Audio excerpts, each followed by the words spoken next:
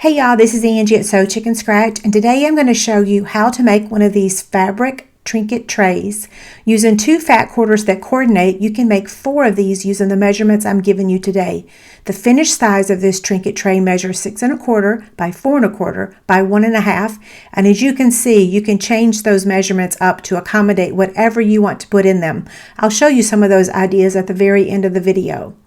Okay, so a fat quarter measures 22 inches by 18 inches, and I have a diagram of how to cut your fat quarters in my free printable. I hope you enjoy my video and have fun making a fabric trinket tray.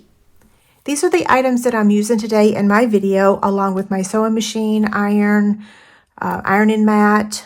So here's our fabric, my label, pens, wonder clips, magnetic guide, rotary cutter, scissors, the interfacing, and then a Teflon sheet if you have a heat press. Okay, I've got my 2 pieces of fabric that measure 8 inches by 10 inches. I've got 2 pieces of interfacing that measure 7 1/2 inches by 9 1/2 inches, and then I've got my label. So the first step is we're going to add the interfacing on to the back of our fabric. Make sure you put the scratchy side on the back, and then we're going to press this. Now you can use an iron if that's all you have.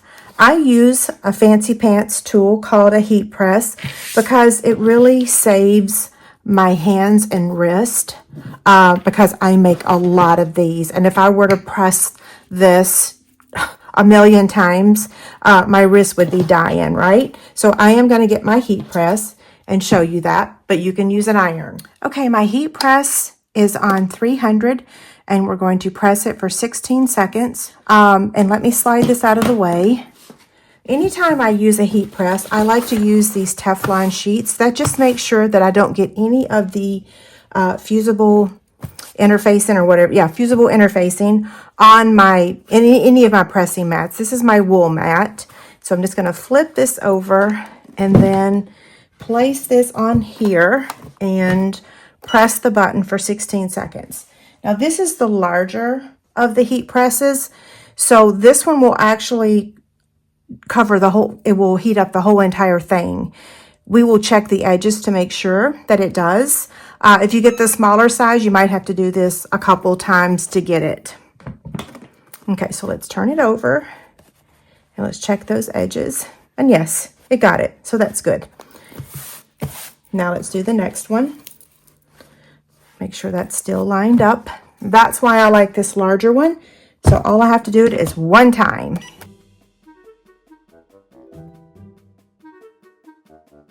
Okay, we're checking this one as well, and all looks good. Now we're going to add a label to the outside fabric. And if you don't have a label, you can skip this step. I do have a new label. I get them on Etsy. I will give you the link. And so I just fold this label in half. And I come in 1 inch from the edge, and 1 inch is from the tip of my fingernail to this first line here. And it doesn't have to be exact, okay? So I'm going to clip it first, and then I'm going to pin it. And then I'm going to take it over to the sewing machine and sew about less than 1/4 inch, about 1/8 of an inch, straight across from here to here. So I'll be right back. Okay, so my label is sewn in, and now you're going to place these right sides together. I'm going to get my clips and my pins. So I'm going to start on this upper corner and then go over here. This is seriously the easiest. I said my original fabric basket was the easiest project, but this is even way easier. Whoops, I missed that. And then now this side. Now we need to leave an opening to turn this right side out. So that's where we're going to be using these beautiful pins. I love these little birds. These are Riley Blake pins. Okay, so we're going to stitch from here all the way around, down, and we're going to stop right here. So this will be our opening to turn this right side out. For this step, I'm going to use 3/8 of an inch for my seam, and I'm going to take this ruler and I'm going to line it up on the 3/8 inch. So the 3/8 is the line before the 1/2 inch. So you're going to take that 3/8 and you're going to line it up where the hole is, where the needle goes in. So I'll line that up, the 3/8 inch where the hole is, and then I place this magnetic guide, and then I'm going to stitch 3/8 of an inch all the way around the whole thing, making sure I back stitch in the beginning and the ending.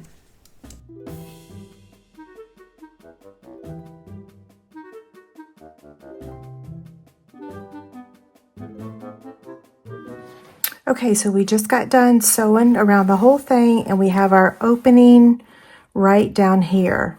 So before you go any further, you want to snip the corners, making sure that you don't accidentally cut your stitch line. And I'm just going to trim just a little bit on each side as well. So snip that corner and then trim a little. And if you do accidentally cut across it, which I have done, then just take it back to the sewing machine and restitch it, okay? And this last one, I had like 1,000 of these little pieces on the floor during one of the World Series games. My husband was like, what is going on? Okay, so now I'm going to flip this right sides out. And I do have this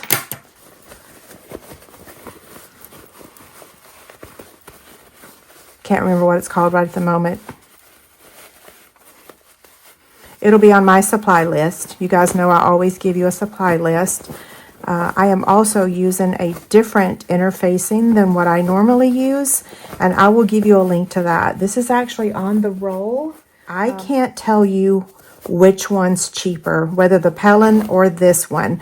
The reason I bought this is it's a little bit easier to transport, to travel with, because it's just a small roll instead of a big, really big, huge one. But it might actually, price per piece, it might actually be more expensive. I'm not sure. Okay, so put your pointy end in there, and you want to push out those corners as best you can. Okay, so I just finished, pushing those corners out. And I wanted to remind you to be careful what tool you use, because you can actually make a hole in there, punch a hole. So be careful what tool you use. So now what we need to do is press this, and we need to close up this opening. So now you can see why I use 3/8 of an inch, because it makes it so much easier to fold that over. Okay, so here is my iron, and I'm just going to press this on both sides. If this didn't line up well, just make sure that you line that up. I'm not the best at that either. Sometimes it's off just a smidge. And then I want to clip this, because I want to make sure that when I sew that, that I do catch the edges of that. And this time I'm going to sew a 1/4 inch seam around the entire thing. And then we're actually going to sew another in just a minute. So I'll show you that at the sewing machine. Okay, so now we're going to sew around this entire thing with a 1/4 inch seam, and the edge of my foot is a 1/4 inch.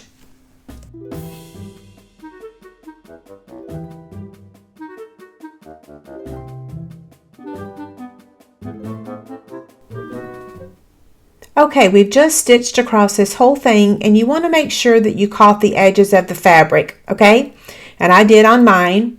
So now you need to stitch around this entire thing again using a 1.5 inch seam on all 4 sides. So you're going to do the same thing. You're going to use the ruler. You're going to line up the 1.5 inches where the needle goes, and then place the magnetic guide. And here's the guide. And so now we're just going to sew at 1.5 inches on all 4 sides.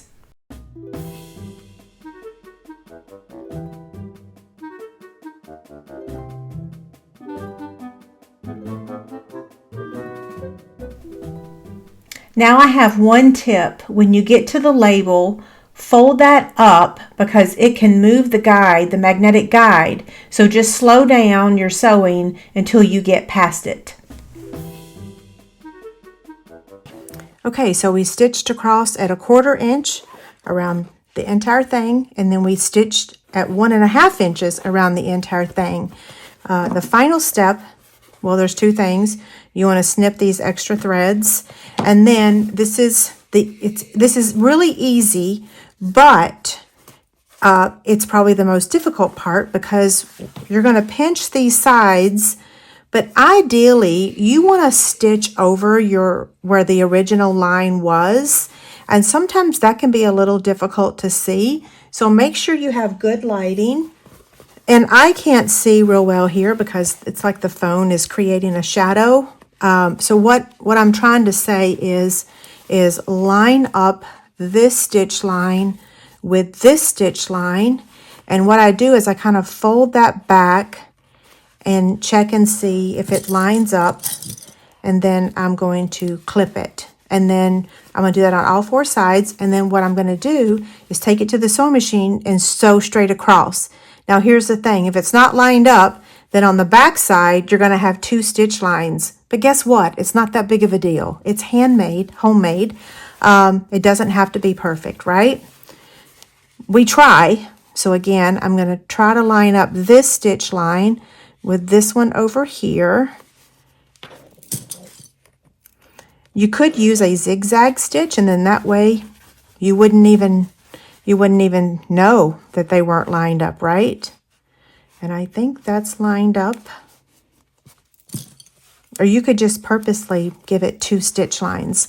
Now for the label, same thing. Try to line up the edge.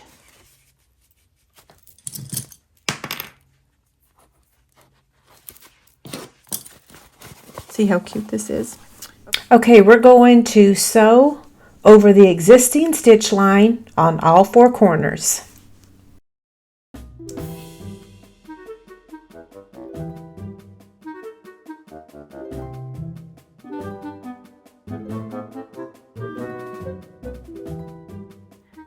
Okay, so I just sewed or stitched all these corners, and then you want to get all these extra threads, snip them. Just don't cut your fabric, whatever you do. I have done that accidentally. Okay, isn't it so cute? Okay, so now that we've made this, I want to show you some ideas of what to put in there. So this one here has my Stampin Blend Markers, and I used a different basket in the past, but this one is so much easier to make, so this is my new one.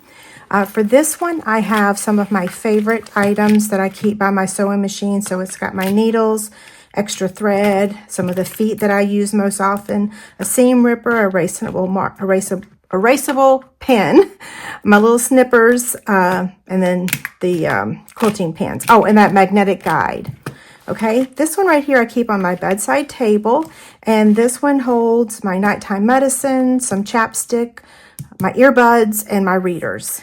Okay, I keep my labels, my chicken scratch labels in these, my Wonder Clips in this, and then this is a really good idea if you're a Stampin' Up! Demonstrator or a customer. You can put some adhesive in here and give it as a gift. So we've got a tear and tape, Stampin' Dimensionals, mini glue dots, and a liquid glue. You just slide this into a cellophane bag, and it would make a beautiful gift. Pretty awesome, right? Lots of choices. Okay, that wraps up our project. If you like this video, please give us a thumbs up and subscribe to our YouTube channel. Thanks so much.